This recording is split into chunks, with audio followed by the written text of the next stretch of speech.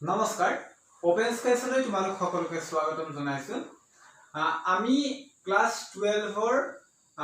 Vector আৰু 3D আমি আৰম্ভ কৰিছিলো আৰু আমি স্ট্ৰেইট লাইনলৈকে শেষ কৰিছিলো কিন্তু মই ভাবিছো যে যেহেতু আমাৰ ভেক্টৰ আৰু 3D চেপ্টাৰটো আমাৰ সিলেবাসৰ বহু পাছত আছে আৰু বহু ষ্টুডেন্টে ভেক্টৰ 3D নপঢ়ি আগৰ চেপ্টাৰবোৰ পঢ়িবলৈ আৰম্ভ কৰিছে তেওঁলোকে সেই চেপ্টাৰবোৰ ইতিমধ্যে পঢ়া আৰম্ভ কৰিছে গতিকে মই ভেক্টৰ 3D ৰ সাইমালটেনিয়াছলি আগৰ চেপ্টাৰবোৰৰ পৰা মই আজি এটা নতুন চেপ্টাৰ লম বুলি ভাবিছো ইনভাৰ্স ট্ৰিগোনোমেট্ৰিক ফাংশন আৰু মোৰ বহু ষ্টুডেন্টে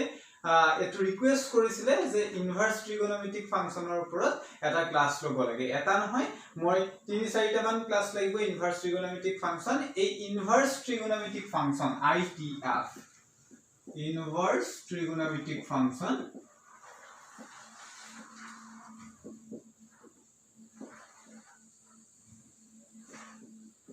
So ITF or pora tumalkor CBSE marks ahibo approximately 4 marks mane not only in CBSE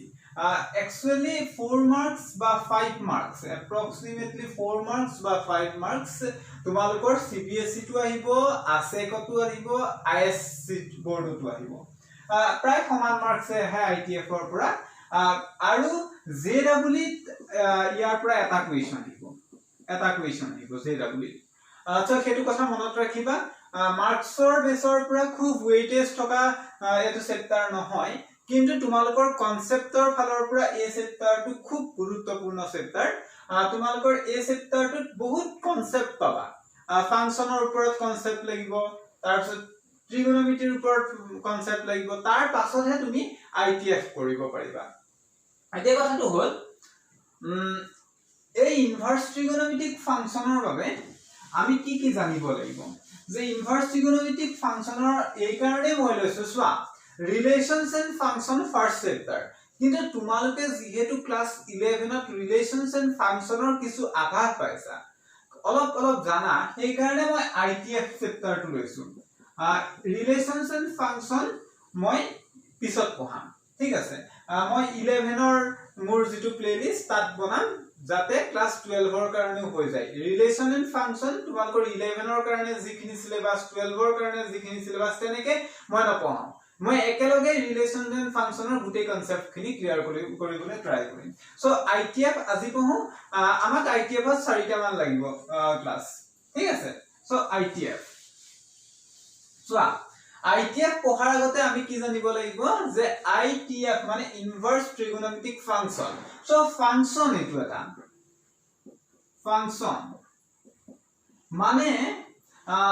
ৰবা ফাংশনৰ কথা কোৱাৰ আগতে মই কৈ লৈছো যে ইনভাৰ্স ফাংশন actually ইনভাৰ্স ট্ৰিগোনোমেট্ৰিক ফাংশন মানে ধৰা sin ইনভাৰ্স x বহুতে sin ইনভার্স x টু কি বুলি ভাবি থাকে যে sin x 1/sin x একদম ভুল কথা sin inverse x is not equal to 1/sin x so sin inverse x বা cos ইনভার্স x এই তো एक्चुअली কি হয় এটা ইনভার্স ফাংশন ঠিক আছে এটা ইনভার্স ফাংশন মানে কি আৰু ইনভাৰ্স ফাংশন হবলে কি ক্ৰাইটেৰিয়া ফুলফিল কৰিব লাগিব হেখিনি কথা আমি জানিব লাগিব তাৰ আগতে ফাংশন হবলে কি ক্ৰাইটেৰিয়া কি কন্ডিশন আমাৰ ফুলফিল কৰিব লাগিব সেই কথাটো আমি চাই লওঁ ফাংশন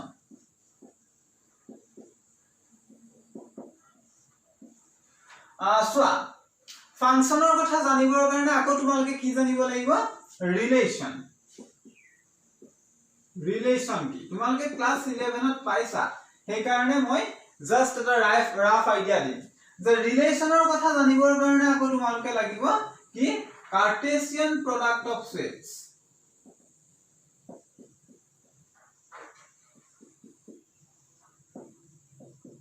মানে সেটছৰ কনসেপ্ট জানিব লাগিব so Cartesian product of sets তাৰ পিছত আমি ৰিলেশন আহিব আৰু ৰিলেশনৰ পাছত আমাৰ ফাংশন যাব ঠিক আছে ওকে এতিয়া ধৰি লোৱা এ এটা আমাৰ সেট ধৰা A B C D E আছে আৰু বি এটা আন এটা সেট ইয়াত জি এইচ আই আছে ঠিক আছে এটা কাৰ্টেছিয়ান প্ৰডাক্ট মানে কি যে কাৰ্টেছিয়ান প্ৰডাক্ট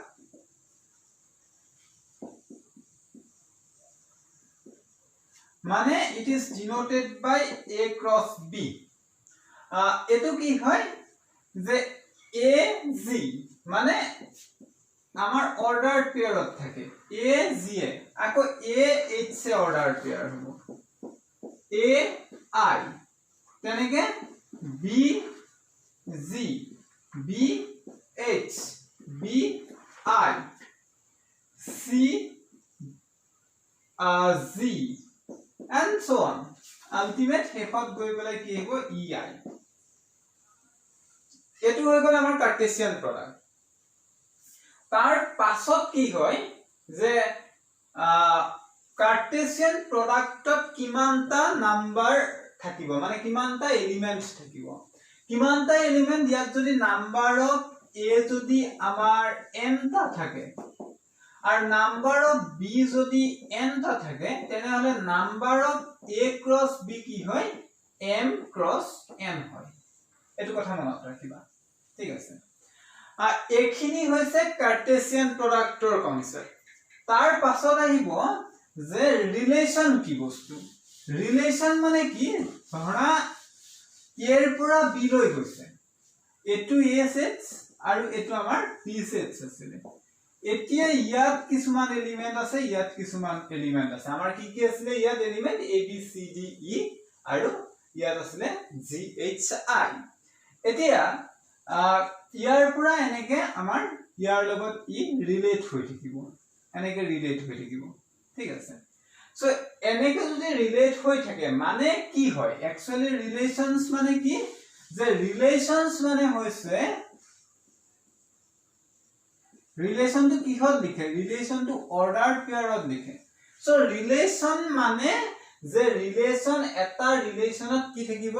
যে এই কাৰ্টেছিয়ান প্ৰডাক্টত যিখিনি এলিমেন্ট আছিলে তাৰে আমাৰ ৰিলেশনটো এটা সাবসেট হ'ব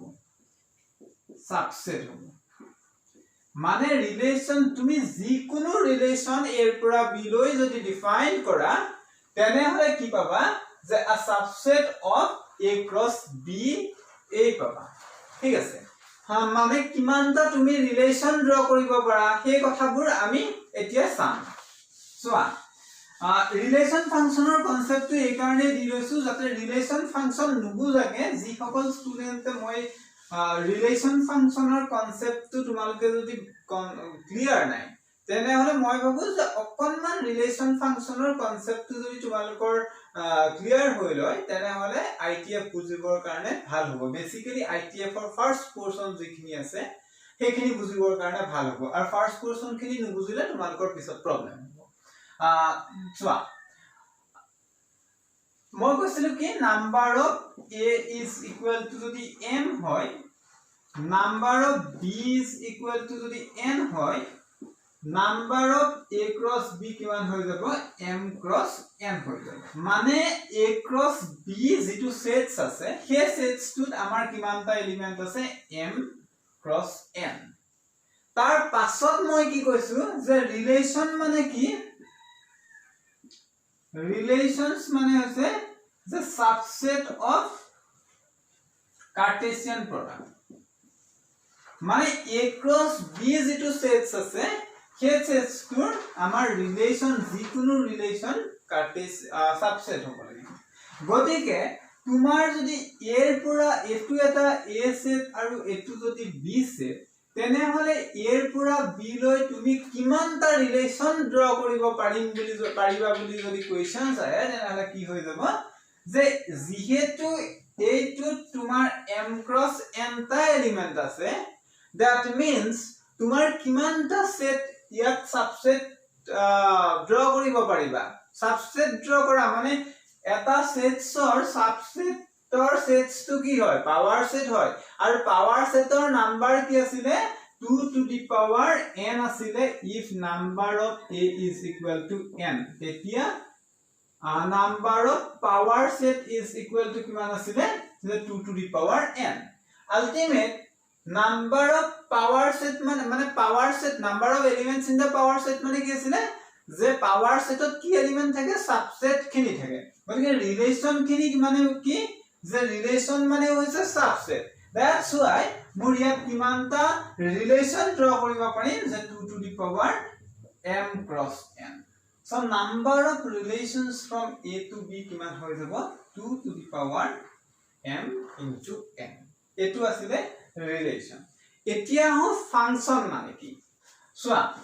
ৰিলেচন আমি কি পালো যে কাৰ্টেসিয়ান কোঅৰ্ডিনেটৰ আমাৰ সাবসেট বুৰ ৰিলেচন হ'ব মানে প্ৰত্যেকটো relation e amar cartesian coordinate nahoy cartesian product or subset hoy thikib lagibo etia hol function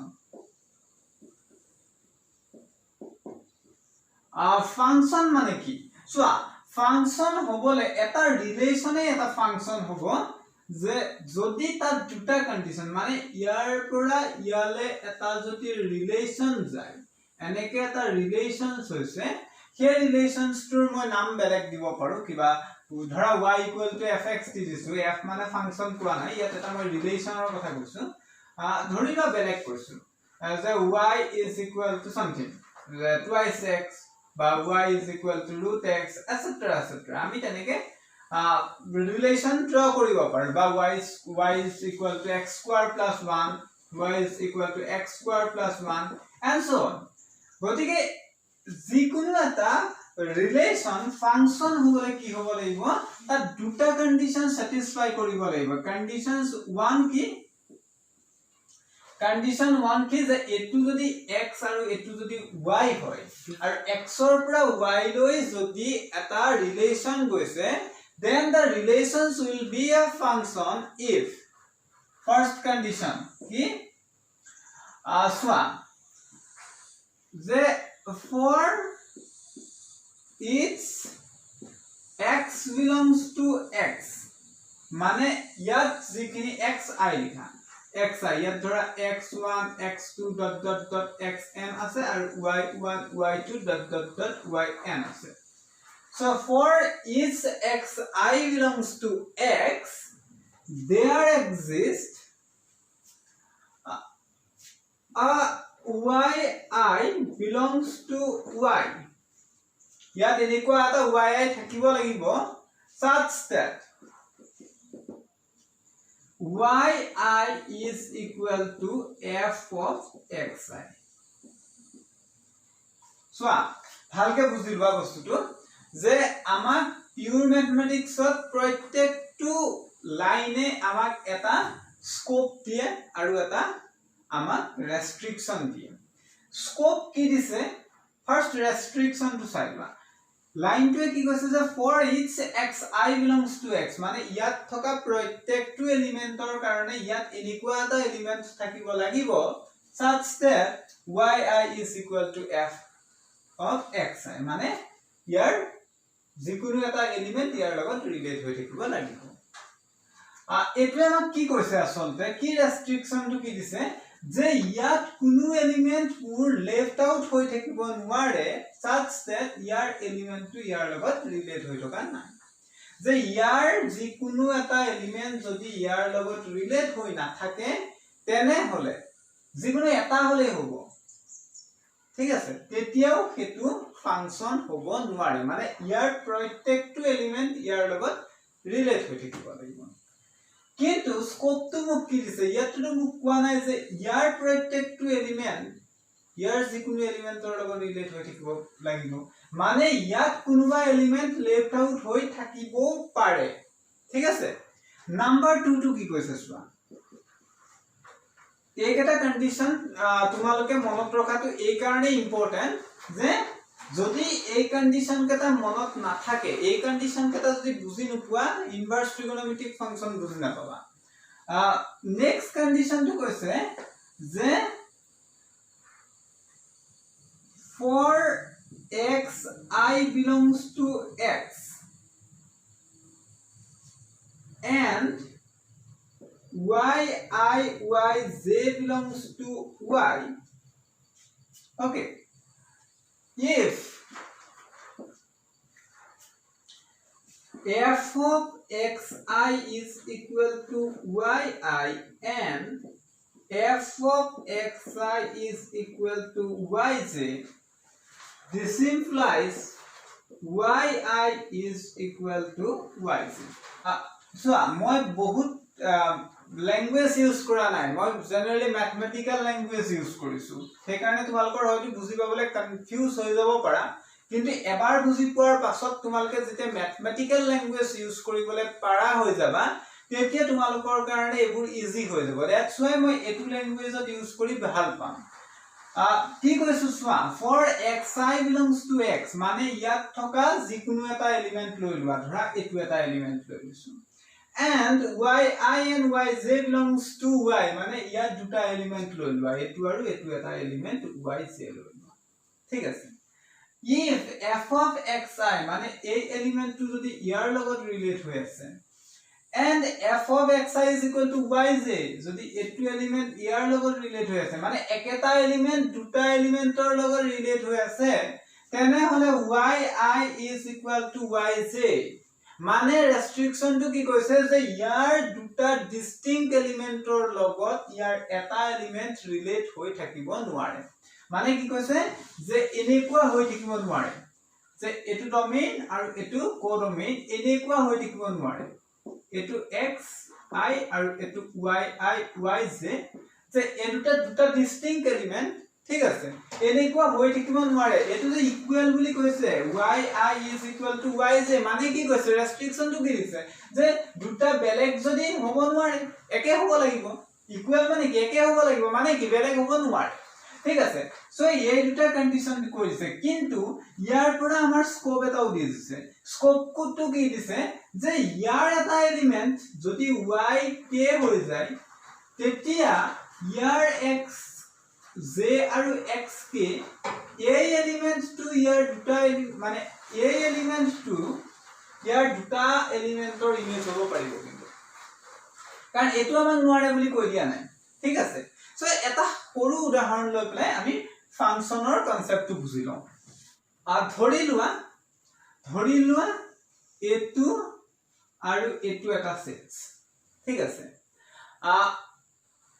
এই সেটসটো তোমালোকৰ ভিলেজৰ বা তোমালোকৰ যেটো এৰিয়া বা তোমালোকৰ এপাৰ্টমেন্টৰ গুটে চিলড্ৰেন খিনিৰ মই নাম লিখি দিম, ঠিক আছে, x1 x2 ... xn তেনেকে এটুত মই গুটে x সেটটোত গুটে চিলড্ৰেন খিনিৰ নাম লিখি দিলো, ঠিক আছে। আৰু y এটু y বুলি যদি কনসিডাৰ কৰা ইয়াত মই কি কৰিম যে প্ৰত্যেক ঘৰ মানুহৰ প্ৰত্যেকটো ফ্যামিলিৰ আমাৰ মাইকী মানুহ গৰাকীৰ নাম লিখি দিলো, মানে মাক গৰাকীৰ নাম লিখি দিলো। ইয়াত যদি কোনোবা এক্সপায়াৰো হৈছে তেনে হলেও মই নাম লিখি দিছো, ঠিক আছে। প্ৰত্যেকটো ফ্যামিলিৰ আমি মাইকী মানুহ গৰাকীৰ নাম লিখি দিছো। এটো হৈ গল y1 y2 ... yn তেনেকে এলিমেন্ট থাকিব। এতিয়া মই কি কৰিম যে x ৰ পৰা y লৈ মই এটা ৰিলেশন ড্ৰ কৰিম, ঠিক আছে। x ৰ পৰা y লৈ ৰিলেশন কেনেকে ড্ৰ কৰিছো যে y is equal to mother of x। ইয়াতে মাদাৰটো আছে, মাদাৰটো কি হয় এটা ৰিলেশনস হয়। এতিয়া মোৰ কোৱেশ্চনস তোমালোকলে যে এই মাদাৰ অফ x বুলি যে কলো এটো ৰিলেশনস নো ডাউট, ইয়াৰ পৰা ইয়ালে এনেকে ৰিলেশনস যাব। এতিয়া কথাটো হল এই মাদাৰটো ফাংশন হ'ব নাই, ঠিক আছে। যদি তোমালোকে মাদাৰটো ফাংশন হয় নে নহয় ক'ব পাৰা তেনে হলে ফাংশনৰ যি দুটা কন্ডিশন আছে সেই কন্ডিশন কেটা ইজি বুজি পাব পাৰিবা। সোৱা আমি চেক কৰো মাদাৰটো ফাংশন হ'ব নে নাই। সো আমাৰ ফার্স্ট কন্ডিশনটো কি আছিল যে ইয়াত মানে এই x ত কোনো এলিমেন্ট লেফট আউট হৈ থাকিব নোৱাৰে such that ইয়াৰ কোনো এলিমেন্টে ইয়াৰ লগত ৰিলেট কৰা নাই। এতিয়া x1 x2 ... xn এখিনি আমাৰ কি আছিল চিলড্ৰেন খিনি আছিল, ঠিক আছে। এই চিলড্ৰেন এজন চিলড্ৰেন মাক নথকাকে থাকিব পাৰে জানো মই কৈছো যে ইয়াৰ এক্সপায়াৰ হলো মই লিখি দিম ঠিক আছে দ্যাট মিন্স ইয়াৰ প্ৰত্যেকটো এলিমেন্টৰ এগৰাকী মাক ইয়াত থাকিব লাগিব ঠিক আছে কোনোটো লৰা ছোৱালী মাক নোহোৱাকে জন্ম হ'ব নোৱাৰে ঠিক আছে দ্যাটস ওয়াই মোৰ ইয়াৰ প্ৰত্যেকটো এলিমেন্টৰ কাৰণে ইয়াত কিছুমান এলিমেন্ট থাকিব লাগিব যাৰ কি হয় ইয়াৰ এটো মাক হয় মানে মাদাৰ হয় দ্যাট মিন্স মোৰ ইয়াত এনেকুৱা কোনো এলিমেন্ট নাই যিটো এলিমেন্টৰ লগত ইয়াৰ কোনো এলিমেন্ট ৰিলেট হৈ থকা নাই ইয়াৰ প্ৰত্যেকটো এলিমেন্টৰ লগত ইয়াৰ যিকোনো এলিমেন্ট ৰিলেট হৈ আছে এতিয়া ধৰি লোৱা এই xi আৰু xj টো এটো xi আৰু এটো xj এই xi টো ধৰা তুমি আৰু xj টো ধৰি লোৱা তোমাৰ ভন্টি ঠিক আছে আৰু এটো y j ঠিক আছে আৰু এটো yk সাবা এতিয়া মই কৈছো যে xi to yk এর লগত ৰিলেট হৈ আছে মানে কি হ'ব যে yk is the mother of xi ঠিক আছে তেনেহলে এটো পসিবল নেকি যে xi to yj এর লগত ৰিলেট হৈ আছে মানে yj ও xi এৰ মাদাৰ হ'ব পাৰে জানো এই xi এলিমেন্ট টোৰ দুজনী মাক থাকিব পাৰে নেকি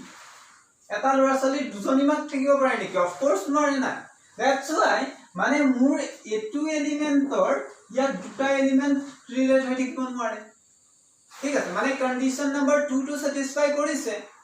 আগো উল্টাকে ভাবা উল্টাকে ভাবিবৰ কাৰণে মই কি কৈছো যে ইয়াত ধৰা ইয়াত ym নামৰ মহিলা গৰাকী আছে ঠিক আছে এই ym নামৰ মহিলা গৰাকী ধৰা কোনো লৰা ছোৱালী নাই তথাপিও ইয়াত থাকিব পাৰে মই হেকাৰণে কৈছিলো যে কোডোমেইনত কিবা এলিমেন্ট থাকিব পাৰে such that ইয়াৰ কোনো এলিমেন্টৰ লগত কোডোমেইনৰ সেই এলিমেন্টটো ৰিলেট হৈ থকা নাই তেনেকুৱা এলিমেন্ট থাকিব পাৰে কিন্তু ইয়াত কোনো এলিমেন্ট থাকিব নোৱাৰে such that ইয়াৰ কোনো এলিমেন্টৰ লগত ইয়াত ৰিলেট হৈ থকা নাই ঠিক আছে আগৰ নেক্সট চোৱা ধৰি লোৱা yk তোমাৰ মা আৰু xi তুমি আৰু xj তোমাৰ ভন্টি তেতিয়া কি হ'ব যে x a yk is equal to mother of xi হৈ যাব আকৌ yk is equal to mother of xj হৈ যাব মানে তোমাৰো yk মা আৰু তোমাৰ ভন্টিও yk মা তোমাৰ ভন্টিৰ মাও yk ঠিক আছে that means এই এলিমেন্ট টু ইয়াৰ যিকোনো এলিমেন্টৰ ইয়াৰ দুটা প্ৰি ইমেজ থাকিব পাৰিব ঠিক আছে ইয়াৰ এটা এলিমেন্টৰ ইয়াৰ দুটা প্ৰি ইমেজ থাকিব নোৱাৰে ইয়াৰ এটা এলিমেন্টৰ ইয়াত কোনো দুটা ইমেজ থাকিব নোৱাৰে কিন্তু ইয়াৰ এটা এলিমেন্টৰ ইয়াত দুটা প্ৰি ইমেজ থাকিব পাৰিব that's why mother is a function ঠিক আছে mother to function হ'ব that means functioner দুটা কন্ডিশন স্যাটিসফাই কৰিছে কিন্তু উল্টাকে যদি মই যদি উল্টা কৰি দিও যে মই ইয়াত এবাৰ মাকখিনিক লৈ লম মানে সববোৰ মহিলাক লৈ লম আৰু ইয়াত মই চিলড্ৰেন খিনিক লৈ লম ঠিক আছে আৰু মই কৈছো যে yi is a children of x তেনে কৰিছো তেতিয়া ধৰি লোৱা তোমাৰ মা ইয়াত আছে তেতিয়া তোমাৰ মাৰ দুটা লৰা ছোৱালী আছে মানে এনেকে আৰু এনেকে ৰিলেট হৈ যাব that means মোৰ প্ৰথম কন্ডিশন বা সেকেন্ড কন্ডিশনটো স্যাটিসফাই কৰা নাই আকৌ ইয়াত কোনোবা মহিলা থাকিবও পাৰে সাস্তে তেওঁৰ কোনো লৰা ছোৱালী নাই মানে ইয়াৰ ইমেজ নথকা কোনোবা এলিমেন্ট ৰৈ আছে that means উল্টাটো মোৰ ফাংশন নহব ঠিক আছে এতিয়া মই কিয় কৈছো সোৱা উল্টাটো ফাংশন নহব মানে ইয়াৰ পৰা ইয়ালে মই ফাংশন ড্ৰ কৰিলে ইয়াৰ পৰা ইয়ালেও যে ফাংশন ড্ৰ কৰিব পাৰিম হেতু কম্পালসৰি নহয় ঠিক আছে হল এতিয়া কথাটো হল যে যদি এটুৰ পৰা ইয়ালে এটা ফাংশন ড্ৰ কৰো আৰু যদি মই ইয়াৰ পৰা ইয়ালে এটা ফাংশন ড্ৰ কৰিব পাৰো তেনে হলে হেতু কি কয় ইনভাৰ্স ফাংশন আৰু ইনভাৰ্স ফাংচন হবৰ কাৰণে কি হ'ব লাগিব হেতু চাই লোৱা যে ফাংচন দুটা টাইপৰ আছে ফাংচন টু টাইপছৰ আছে এটা কি 1 1 আৰু আনটো on to এই দুটা আমাৰ primary divisions of function so 1 1 function মানে কি যে এটা ইয়াৰ পৰা ইয়ালৈ গৈছে সো ইয়াত এটু আছে মানে মই যে কৈছিলো ফাংচন হ'বলে এই এনেকে হ'ব পাৰে মানে ইয়াৰ দুটা এলিমেন্টৰ ইয়াৰ এটা এলিমেন্টৰ লগত ৰিলেট হ'ব পাৰে কিন্তু 1 1 হ'বৰ কাৰণে কি হ'ব লাগিব যে ইয়াৰ এটা এলিমেন্টে ইয়াৰ মাত্ৰ এটা এলিমেন্টৰ লগত এনেকে ৰিলেট কৰি থাকিব পাৰিব ঠিক আছে কিন্তু ইয়াত yes এলিমেন্ট লেফট আউট হৈ থাকিব পাৰিব হেতু হল 1 1 সো 1 1 ফাংচন মানে কি যে ইয়াৰ এটা এলিমেন্টে ইয়াৰ ডিস্টিংক্ট এটা এলিমেন্টৰ লগত ৰিলেট হৈ থাকিব মানে এটা ডিস্টিংক্ট ইমেজ থাকিব এটা এলিমেন্টৰ এটাহে ডিস্টিংক্ট ইমেজ থাকিব দ্যাট ইজ কল্ড 1 1 ফাংচন আৰু 1 1 ফাংচনত obviously ইয়াত কোনবা এলিমেন্ট লেফট আউট হৈ থাকিব পাৰে আৰু নেক্সট কি হয় যে onto ফাংচন মানে কি যে মোৰ কোডমেইনত কোনো এলিমেন্ট লেফট আউট হৈ থাকিব নোৱাৰিব মানে ইয়াৰ পৰা ইয়ালে যদি এটা ফাংচন যায় এনেকে হ'ব পাৰিব এনেকুৱা হ'ব পাৰিব কিন্তু ইয়াত কোনো এলিমেন্ট লেফট আউট হৈ থাকিব নোৱাৰিব ঠিক আছে কোডমেইনত যদি কোনো এলিমেন্ট লেফট আউট নহয় তেতিয়া হেতু কয় 1 1 onto ফাংচন এটা 1 1 and onto দুইটা কন্ডিশন স্যাটিসফাই কৰা ফাংচনটো কেনেকুৱা হ'ব যে এটু পৰা ইয়ালে যেতিয়া যাব যে এটাই এটাৰ লগত যাব এটাই এটাৰ লগত যাব ইয়াতো কোনো এলিমেন্ট লেফট আউট হৈ থাকিব নোৱাৰিব হেতু কম আমি 1 1 onto ফাংচন এই 1 1 onto ফাংচনৰ ক্ষেত্ৰত কি হয় এটু f ফাংচন ইয়াৰ পৰা ইয়ালে ফাংচনটো f কৈছে f ফাংচন যদি আমি ডিফাইন কৰো এতিয়া চাম আমি কি হ'ব যে যদি মই ইয়াৰ পৰা ইয়ালে এটা ফাংচন ডিফাইন কৰো তেনে হলে হেতুৱে ফাংচনৰ যেটো আমাৰ দুটা কন্ডিশন আছিল সেই কন্ডিশন দুটা স্যাটিসফাই কৰিব নাই এটা চোৱা প্ৰথম কথা কি যে ইয়াৰ পৰা ইয়ালে ফাংচনটো হৈ যোৱাৰ লগে লগে এটু মোৰ ডমেইন হৈ যাব আৰু তেতিয়া এটু কোডমেইন হৈ যাব ঠিক আছে এটু কোডমেইন হৈ যাব এটা ডমেইনত কি হৈছে যেহেতু মোৰ এই ফাংচনটো onto ফাংচন আছিল গতিকে ডমেইনত কি হৈছে যে ইয়াত কোনো এলিমেন্ট লেফট আউট হৈ থকা নাই মানে মোৰ ফাংচনৰ প্ৰথম যেটো condition that condition has satisfied ঠিক আছে নেক্সট কি হৈছে যে ইয়াৰ এটা এলিমেন্টে ইয়াৰ এটা দুটা এলিমেন্টৰ লগত লগ হোৱা নাই মানে ফাংচনৰ যেটো সেকেন্ড কন্ডিশন যে f of xi is equal to f of yi and f of xi is equal to f of yj implies yi is equal to yj মানে কি যে এটা এলিমেন্টৰ এটাহে ইমেজ থাকিব পাৰে ইয়াত কি হৈছে যে এটু যদি মোৰ এলিমেন্ট হয় তেতিয়া এটু ইমেজ হৈ যাব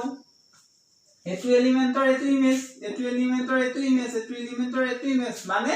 মোৰ সেকেন্ড কন্ডিশন নো স্যাটিসফাই হৈছে দ্যাটস ওয়াই ইয়াত আমাৰ ফাংচনটো ডিফাইন হ'ব আৰু সেই ফাংচনটোকে কি কম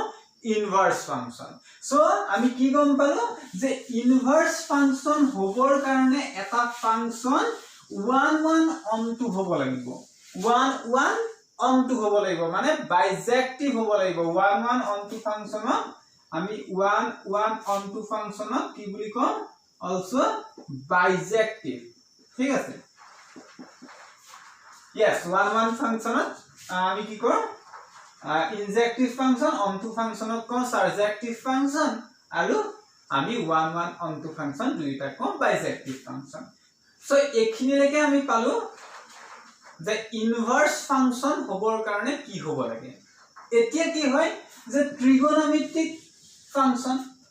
ইয়াত যদি মই থিটা লৈ লওঁ আৰু ইয়াত যদি মই ভ্যালু লৈ লওঁ তেনেহলে এটু যদি মই সাইন এটা কৰি দিও সাইন ফাংচনটো লৈ লওঁ তেনেহলে এটু কি ক'ব ট্ৰিগোনোমেট্ৰিক ফাংচন ঠিক আছে এটু x আৰু এটু y ইয়াত 0 pi by 3 pi by 2 pi by 4 minus pi by 4 minus pi by 3 pi by তেনেকে থাকিব ঠিক আছে pi by 2 and so on infinity to minus infinity আৰু ইয়াত কিমান থাকিব minus infinity to plus infinity ঠিক আছে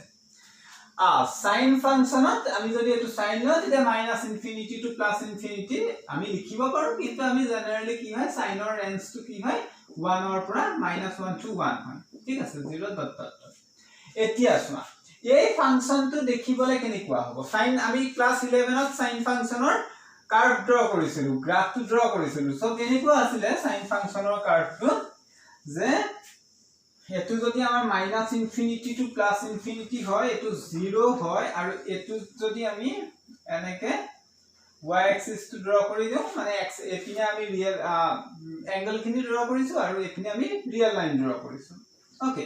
তেতিয়া এটো ধৰা পাই বাই 2 এটো পাই এটো মাইনাস 3 পাই বাই 2 ঠিক আছে আৰু এটো মাইনাস পাই বাই 2 এটো মাইনাস পাই এটো minus thrice pi by 2 and so on so কি হ'ব sin 0 0 হ'ব এপিনে 1 এপিনে -1 গতিকে এটো কেনেকুৱা হ'ব এনেকুৱা হ'ব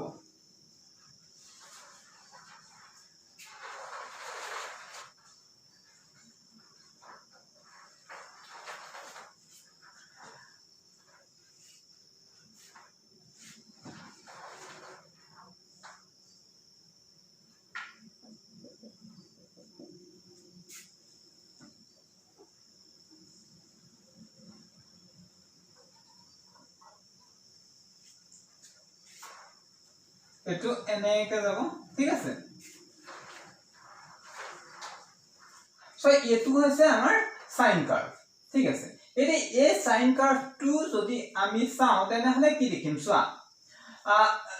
আমি এনেকে যদি এটা লাইন ড্ৰ কৰি দিও ঠিক আছে তেতিয়া চোৱা যে এই ভ্যালুটোৰ কাৰণে মই এটো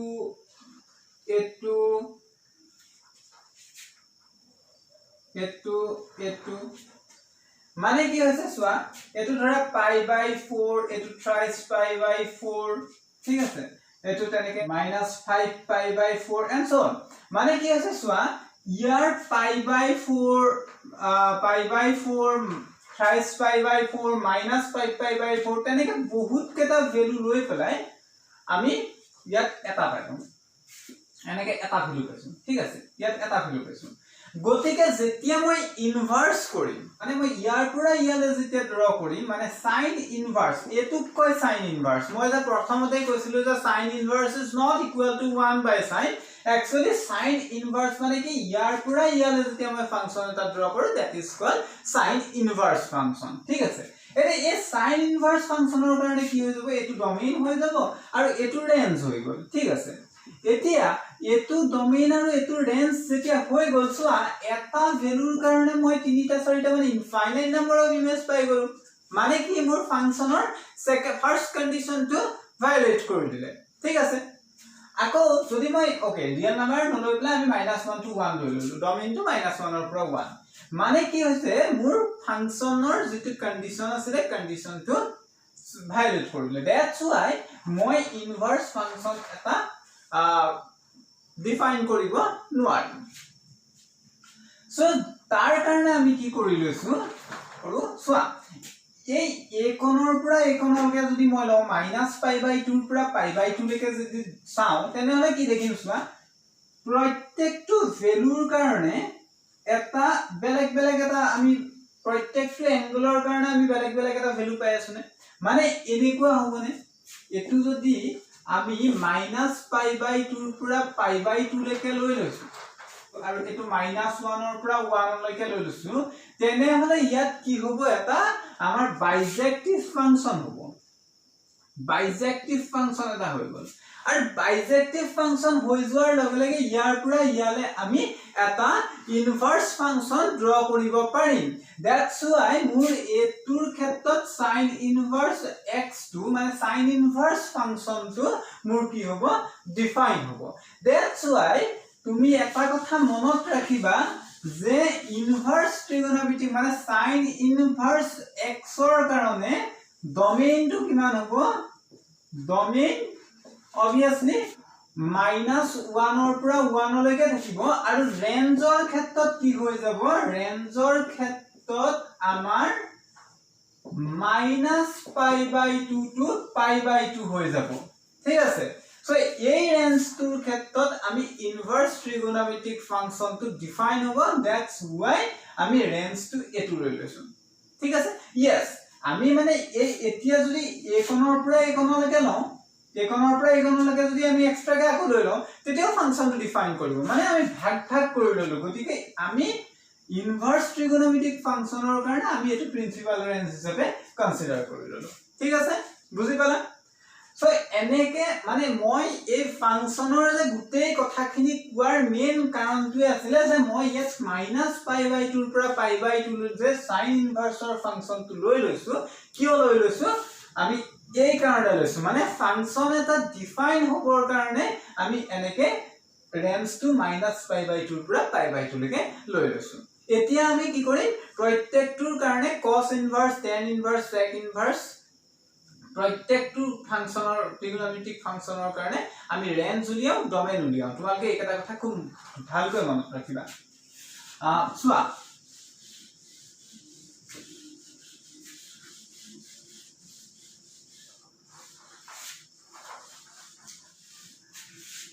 এতিয়া cos ফাংচনৰ আমি ফাৰ্ষ্টত গ্ৰাফটো ড্ৰ কৰি লওঁ আৰু গ্ৰাফৰ পৰা আমি cos ইনভাৰ্স ফাংচনটোৰ ৰেঞ্জ আৰু ডমেইন কি হয় হেতু চাম ঠিক আছে ধৰা এটো আমি এপিনে আমি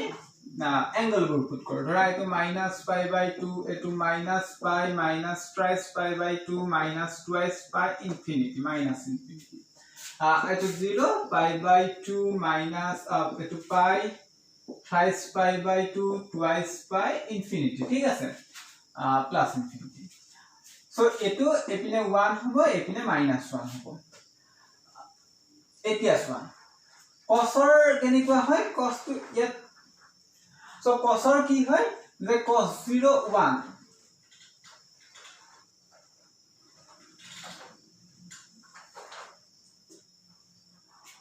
সো এনেকুৱা হ'ব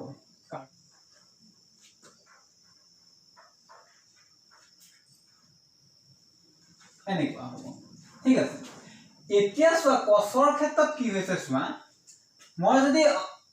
sin ইনভাৰ্সৰ কাৰণে -π/2 ৰ পৰা π/2 লৈকে -π/2 ৰ পৰা যদি π/2 লৈকে লৈ লওঁ তেনেহলে চোৱা প্ৰত্যেকটো ভ্যালু ইয়াৰ পৰা ইয়ালৈ যেটো ভ্যালু আছে ইয়াৰ পৰা ইয়ালৈ একে আছে সিমেট্ৰিক হৈ আছে দ্যাট মিন্স এটোৰ কাৰণে যেটো হ'ব হেতুৰ কাৰণে একে হ'ব এটোৰ কাৰণে যেটো হ'ব এটোৰ কাৰণে একে হ'ব দ্যাটস ওয়াই মই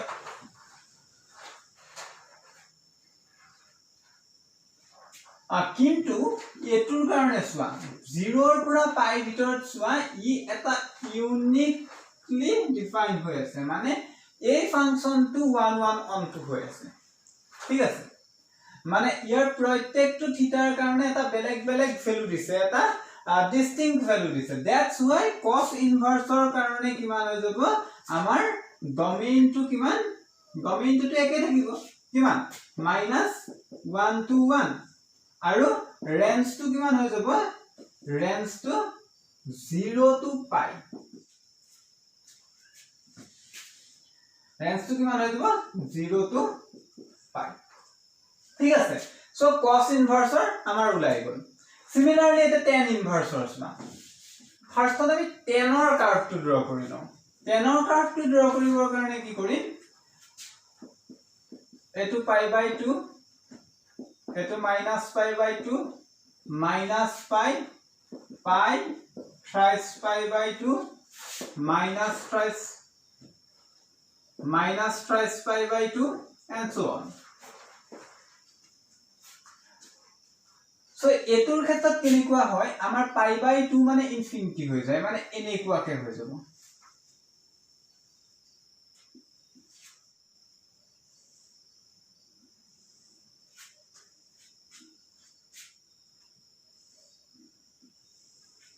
সো ইয়াৰ ক্ষেত্ৰত চোৱা এই -π/2 ৰ পৰা π/2 লৈকে কি হৈছে হি প্ৰত্যেকটো এংগলৰ কাৰণে এটা এক্সট্ৰা মানে এটা ডিস্টিংক্ট ভ্যালু লৈছে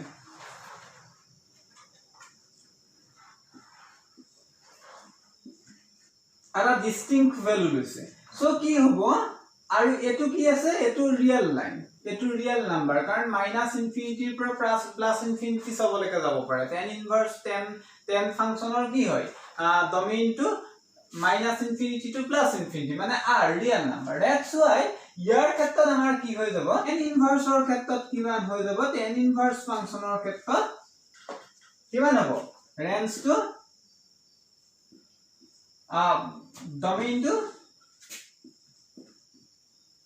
domain কিমান হ'ব r মানে minus infinity to plus infinity ঠিক আছে আৰু ৰেঞ্জ টু কিমান হৈ যাব ৰেঞ্জ টু কিমান হ'ব -π/2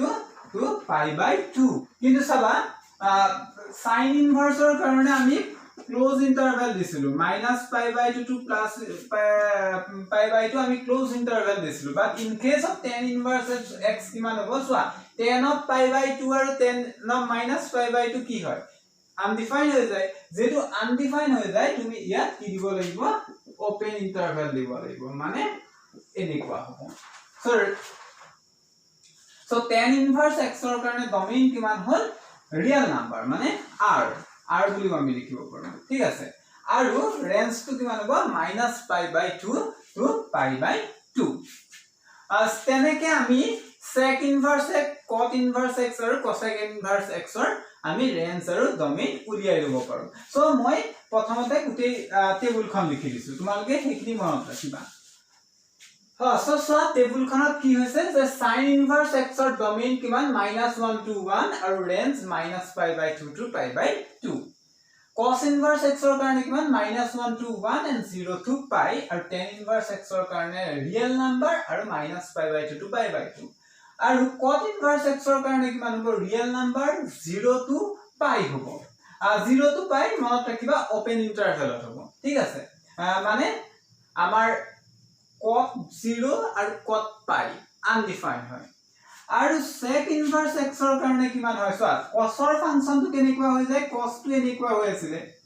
সো cos ৰ কাৰ্ভটো এনেকুৱা হয় ঠিক আছে